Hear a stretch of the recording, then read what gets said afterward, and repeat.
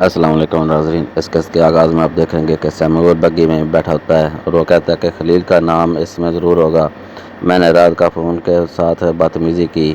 انو خاتون سامنے بیٹھی ہوتی ہے۔ سیمول مزید کہتا ہے کہ میں دوبارہ کارکنوں کے نام کیوں نہیں پوچھ سکتا۔ انو خاتون کہتی ہے کہ اگر تم ایک سوال بھی اور پوچھتے تو وہ مر جاتا۔ سیمول کہتا ہے کہ ہم ان کا پیچھا کریں گے، ہم خلیل خالد سے ہی پوچھ لیں گے۔ اس کے بعد وہ بگی والے کو کہتا ہے کہ بگی چلا دو۔ تو اسی طرف سلیم زینب کو لے کر حمدان کے پاس پہنچ چکے ہوتے ہیں۔ سلیم فکر مند ہوتے ہیں اور آتے ہی کہتے ہیں کہ تم گر گئی، تم کیا کر رہی تھی، تمہیں چوٹ لگی ہے۔ حمدان کہتی ہے کہ میں بہت تکلیف میں ہوں۔ سلیم خاتون سے کہتا ہے کہ تم کہاں تھی؟ خاتون کہتی ہے کہ تنہا کیوں چھوڑا؟ وہ کہتی ہے کہ میں بازار گئی تھی، مجھے معاف کر دیں، میں کچن میں تھی، مجھے حمدان خاتون نے کھانا لانے کے لیے کہا تھا۔ حمدان کہتی ہے کہ میں تو بس بیٹھنا چاہتی تھی، شاید میں پھسل گئی، جب ہوش آیا تو میں فرش پر تھی۔ سلیم کہتا ہے کہ ٹھیک ہے، خود کو مت تھکاؤ، زینب تمہارا خیال رکھیں گی۔ حمدان کہتی ہے کہ اگر آپ ڈاکٹر صاحب کو بلا لیں تو بہتر نہیں ہوگا کیا؟ سلیم کہتے ہیں کہ وہ مریض کو دیکھنے کے لیے گئے ہیں۔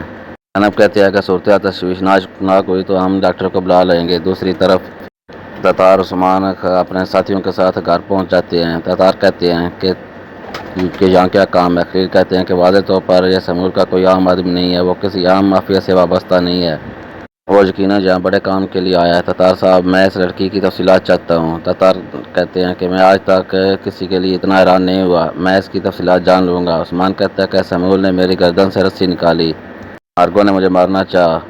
خلیل کہتے ہیں کہ میں جاننا چاہوں گا اس نے کس مقصد کے لیے تمہیں بچایا ہے۔ عثمان کہتا ہے کہ وہ ہمارے جیسی ہی چالیں چلتے ہیں چچا۔ خلیل کہتے ہیں کہ شکر ہے عثمان تم ٹھیک ہو، یہاں سے خطرناک سین کا آغاز ہوتا ہے۔ سیمول ان کا پیچھا کرتے ہوئے ان کے گھر کے پاس پہنچ جاتا ہے۔ اس نے بہت سے نقاب پوشوں کو جمع کر رکھا ہوتا ہے۔ وہ اپنے ساتھیوں کو کہتا ہے کہ اپنی لالٹینوں کو جلا لو۔ وہ سب اپنی لالٹینیں جلا لیتے ہیں اور کافی روشنی پیدا کر لیتے ہیں۔ سیمول کہتا ہے کہ چلو کھیل شروع کرتے ہیں۔ یہ تعداد میں 10-12 لوگ ہوتے ہیں جنہوں نے نقاب کیے ہوتے ہیں اور ان کے ہاتھوں میں پستولیں ہوتی ہیں۔ گھر کے اندر خلیل کہتے ہیں کہ ہمارے پاس 2 راستے ہیں، فیکٹری میں بغاوت بھڑکانے کے لیے کام کا بوجھ بڑھ جائے گا، مزدور باغی ہو جائیں گے۔ اتنے میں خلیل دیکھتے ہیں کہ باہر کچھ روشنی ہے۔ جلدی سے تتار عثمان کو کہتے ہیں کہ تم لائٹیں بند کر دو۔ یہ لوگ تمام لائٹیں بند کر دیتے ہیں اور پستولیں نکال لیتے ہیں۔ خلیل کہتا ہے کہ رات کی روشنی چاند اور برائی ساتھ لاتی ہے، یہ برائی ساتھ لائے ہیں، جب تک وہ پستول نہ چلائیں تم بھی مت چلانا۔ عثمان تم پچھلی طرف سے خیال رکھو، تتار تم میرے ساتھ آؤ۔ اس کے بعد خلیل اور تتار گھر سے نکل کر ریڑھی کے پیچھے چھپ جاتے ہیں۔ عثمان بھی نکل کر گھر کی دوسری طرف سے پیچھے چھپ جاتا ہے۔ وہ دیکھتے ہیں کہ سامنے سے لائٹیں کی روشنی آ رہی ہے۔ عثمان بسم اللہ پڑھ کر لالٹین والی طرف فائر کر دیتا ہے۔ خلیل کہتے ہیں کہ عثمان میں نے تمہیں منع کیا تھا کہ گولی مت چلانا۔ کیا عثمان غلطی کر چکا ہوتا ہے؟ حملہ آور پھرتیلے اور صلاحیت والے ہوتے ہیں، کلابازیاں کھاتے ہوئے ایک دوسری پوزیشن سنبھال رہے ہوتے ہیں۔ جیسے وہ کلابازیاں کھاتے اور فائرنگ کرتے ہیں تو خلیل کہتے ہیں یہ تو بہت اچھے نشانے باز لگ رہے ہیں۔ تتار کہتے ہیں کہ ہم انہیں کیسے ماریں گے، یہ تو رک بھی نہیں رہے، اور یہ ان کے پاس ہے جو لالٹین ہے، یہ کس طرح کی ہے؟ خلیل کہتے ہیں کہ اس لائٹ کا مطلب یہ ہے کہ جب یہ لائٹ قریب آئے تو اس پر گولیاں چلا دو۔ عثمان یہ سن کر حملہ آوروں پر گولیاں چلا دیتا ہے، جس سے کچھ لوگ مارے جاتے ہیں۔ وہ لوگ مسلسل کلابازیاں کھا رہے ہوتے ہیں تاکہ نشانہ نہ بنایا جا سکے۔ اس کے بعد وہ لوگ اپنی لالٹینیں کو بند کر دیتے ہیں، جس سے ان کی پہچان جھاڑیوں میں تھوڑی مشکل ہو جاتی ہے۔ دونوں طرف سے لگاتار فائرنگ چل رہی ہوتی ہے۔ خلیل خالد کہتے ہیں کہ ہم انہیں نہیں مار سکیں گے، تتار صاحب بہت زیادہ ہیں، ہم جنگل کی طرف جائیں گے۔ بائیں طرف سے عثمان تم سامنے ڈٹے رہنا۔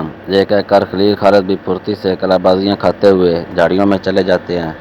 وہ کیڑے کی طرح رینگنے لگتے ہیں اور جھاڑیوں میں گھسے چل جاتے ہیں۔ خالد جھاڑیوں سے گزرتے ہوئے حملہ آوروں کے پاؤں تک پہنچ جاتا ہے اور اس کے بعد وہ اس کے ہاتھ سے لالٹین کو لے لیتا ہے اور اسے مار دیتا ہے۔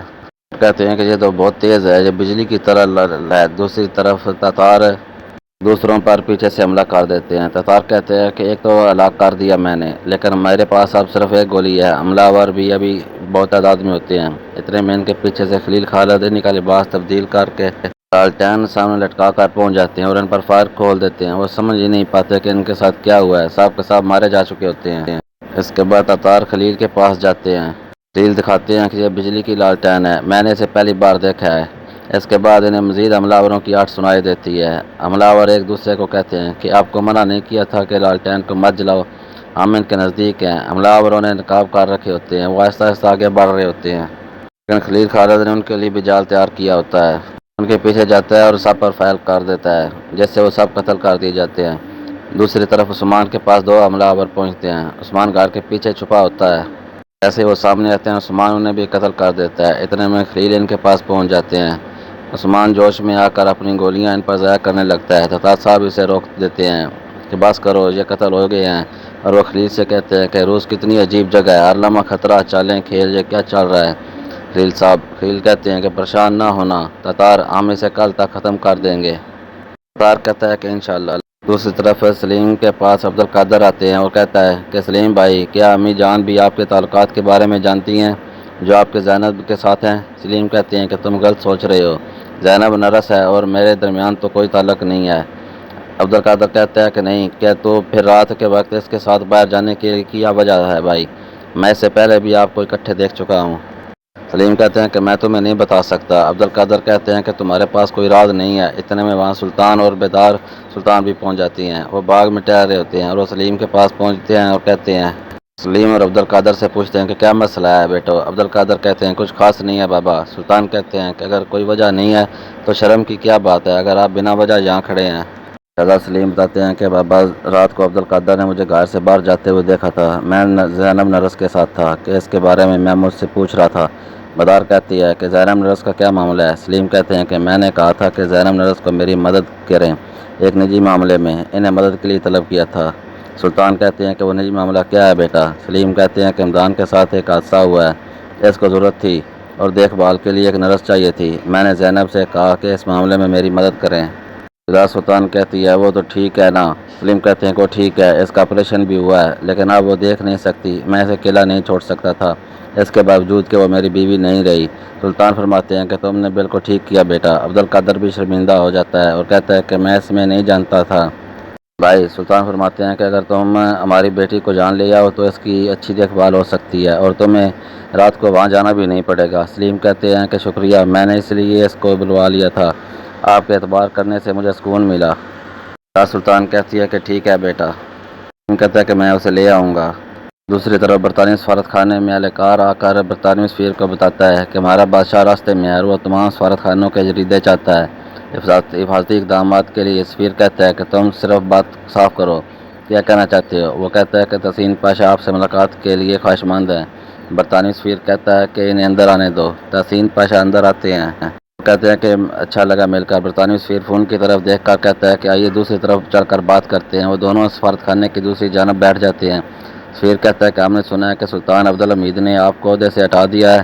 تحسین پاشا کہتے ہیں کہ یہ آپ کا مسئلہ نہیں ہے۔ سفیر کہتا ہے کہ میں معذرت خواہ ہوں کہ آپ جیسا کامیاب سیاستدان اس مشکل صورتحال میں ہے، مجھے حیرت ہو رہی ہے کہ آپ کو افسوس نہیں ہے۔ تحسین پاشا کہتے ہیں کہ میں جاننا چاہتا ہوں کہ آپ کیا میرے بارے میں کوئی بات کرتے ہیں؟ نہیں۔ سفیر کہتا ہے کہ میں ہر جگہ یہ کہتا ہوں کہ آپ ایک اچھے سیاستدان ہیں اور ریاستی معاملات میں معمولی سے معمولی بات پر بھی آپ کی گہری نظر ہوتی ہے۔ انگریز آپ جیسے سیاستدان کو کبھی بھی کھونا نہیں چاہتے۔ انگریز آپ کی بہت قدر کرتے ہیں۔ تحسین پاشا، وہ آپ جیسے پاشا کی اہمیت سے واقف ہیں۔ تحسین پاشا یہ باتیں سن کر گہری سوچ میں پڑ جاتے ہیں۔ سفیر مزید کہتا ہے کہ انگلینڈ میں آپ جیسے سیاستدانوں کی بہت قدر ہے، آپ کی باتیں کتابوں میں لکھی جاتی ہیں۔ اگر آپ چاہیں تو لندن یونیورسٹی میں آپ کے لیے جگہ متعین کی جا سکتی ہے۔ اپنا سیاسی قیمتی علم نوجوانوں میں بانٹ دیں، اگر آپ راضی ہوں تو آپ کو بہت عزت ملے گی۔ تحسین پاشا کہتے ہیں کہ آپ نے بات کر دی لیکن میں معذرت چاہتا ہوں کہ سچ تو یہ ہے کہ مجھے افسوس ہے، مجھے احساس ہوا کہ جب آپ کی تعریف کی جائے تو افسوس کرنا بھی صحیح ہے۔ سفیر کہتا ہے کہ آپ انگلینڈ میں آپ کو اہم عہدے دینے کا وعدہ کرتا ہوں، ہم آپ کے لیے ایک پاویلین، بہت سے ملازمین، خصوصی حیثیت اور یونیورسٹی آف سائنس ایجوکیشن میں عہدے کا بندوبست کر سکتے ہیں۔ اس کے بعد تحسین پاشا کہتے ہیں کہ اس کے لیے مجھے کیا کرنا ہوگا؟ سفیر کہتا ہے کہ آپ کو بس تھوڑی سی معلومات ہمیں دینا ہوں گی، وہ بھی صرف حفاظتی اقدام کے لیے۔ تحسین پاشا کہتے ہیں کہ کیسی معلومات؟ سفیر کہتا ہے کہ ایسی معلومات جو انگریزوں کے لیے فائدہ مند ہو۔ تحسین پاشا سوچنے کے بعد کہتے ہیں کہ اگر میں آپ کو سلطان کے ہندوستان کے دورے میں بتاؤں وہ ہندوستان کے مسلمانوں سے ملاقات کریں گے۔ سفیر جب یہ سنتا ہے تو کہتا ہے کہ یہ تو بہت زبردست معلومات ہے، آپ ایک نہایت ہی، کیونکہ وہ مجھے پتہ ہے کہ کب سلطان ہندوستان کا دورہ کریں گے۔ برطانوی سفیر کہتا ہے کہ بتاؤ۔ تحسین پاشا جب تفصیل بتاتے ہیں تو وہ کہتا ہے یہ تو ایک اچھی معلومات ہے، انگریزوں کی سیاست میں ہندوستان دل جیت حیثیت رکھتا ہے۔ میں معذرت چاہتا ہوں، مجھے یہ معلومات ابھی دینا ہوں گی، آپ سے یہ پھر بات ہوتی ہے۔ تو پھر یہ کہتے ہوئے کھڑا ہو جاتا ہے اور کہتا ہے میں ٹینڈر لینے کے لیے وہاں آؤں گا۔ حسین پاشا کہتے ہیں کہ سفیر میں انگلینڈ جانے کے لیے کب تیار ہوں؟ سفیر کہتا ہے کہ وقت آپ کی معلومات کے مطابق قیمت کے مطابق ہوگا پاشا۔ حسین پاشا کچھ سوچتے ہیں اور دوسری طرف مسٹر نسیم شہناز کے ساتھ ایک خالی دکان میں موجود ہوتے ہیں۔ شہناز کہتی ہے کہ یہ چھوٹی ہے لیکن تھوڑی سی اور بھی بڑی ہو سکتی ہے۔ سالوں سے یہ پایا تخت کے بہترین درزی یہاں کام کر رہے ہیں، اسی وجہ سے لوگ اس جگہ کو جانتے ہیں۔ نسیم کہتا ہے تو کیا ہم لوگ جائیں گے؟ شہناز کہتی ہے کہ ہاں، جب وہ پہلے سے آنے والے کپڑے اور ماڈل دیکھیں گے تو انہیں نہیں چھوڑیں گے۔ طلب بڑھتی جائے گی، ہم اور دکانیں کھول لیں گے۔ وکٹوریہ کہتی ہے کہ اس طرح تو ہم بہت سے پیسے کما لیں گے۔ شہناز کہتی ہے کہ ہم کبھی نہیں ہاریں گے، صرف اب امید آئے گا جب اسے احساس ہوگا کہ ہم یورپ سے وبا لے کر پہنچے ہیں۔ وہ اسے فیشن سمجھتا رہے گا اور بہت دیر ہو چکی ہوگی۔ ہم تمام معاشی نظام اور اخلاقی کردار کو جو پائے تخت میں تعلیم دینے کی کوشش کرتا رہے گا۔ عثمانی سلطنت سے ظاہر ہے کہ ان کے ہی خاندان کے اراکین ہار جائیں گے۔ نسیم کہتا ہے کہ تاہم جلدی نہیں ہو سکتا، یہ ہم انہیں تھوڑا مزہ کرنے دیں گے۔ شہناز کہتی ہے کہ ہاں بالکل، وہ پہلے بہت کچھ پائیں گے، وہ اتنا کمائیں گے کہ وہ چھوڑ جائیں گے۔ میں بگی باہر آتی ہے، عبدالقادر اور نعمت سلطان بگی سے باہر آتے ہیں۔ شہناز ان کو خوش آمدید کہتی ہے اور ابھی وہ یہ باتیں کر رہے ہوتے ہیں تو اتنے میں سنیہ سلطان کی بگی وہاں سے جا رہی ہوتی ہے۔ وہ یہ سب معاملہ دیکھ رہی ہوتی ہے۔ اس کے بعد عبدالقادر سلطان دکان میں داخل ہو چکے ہوتے ہیں۔ دوسری طرف برطانوی سفیر ٹیلی فون کے تار نکال دیتا ہے اور وہ اپنے ملازم سے کہتا ہے کہ ٹیلی گرام لندن روانہ کرو، انہیں بتاؤ کہ عبدالحمید ہندوستان جا رہا ہے۔ یہ کہہ کر وہ دوبارہ سے ٹیلی فون کی تار لگا دیتا ہے۔ دوسری طرف محمود پاشا اپنے پاشوں کے ساتھ روسی سفیر کو بھی طلب کر رکھا ہوتا ہے۔ اصل میں وہ ٹینڈر کی تیاری کر رہے ہوتے ہیں۔ محمود پاشا روسی سفیر کو کہتے ہیں کہ چلیں ایک ساتھ تصویریں بناتے ہیں، اس سے دوسروں کو پیغام جائے گا۔ روسی سفیر کہتا ہے کہ پاشا کیا جرمنی بھی اس ٹینڈر میں شامل ہے؟ مجھے ایسا لگتا ہے کہ یہ ہمارا نہیں ہے۔ محمود کہتے ہیں کہ آپ کی ریاست جرمنی سے زیادہ مضبوط ہے، چلیں پریشان نہ ہو، میں تو آپ کے ساتھ ہوں نا۔ اس کے بعد وہ کہتے ہیں کہ چلو ہماری تصویریں بناؤ۔ وہ تصویریں بنواتے ہیں۔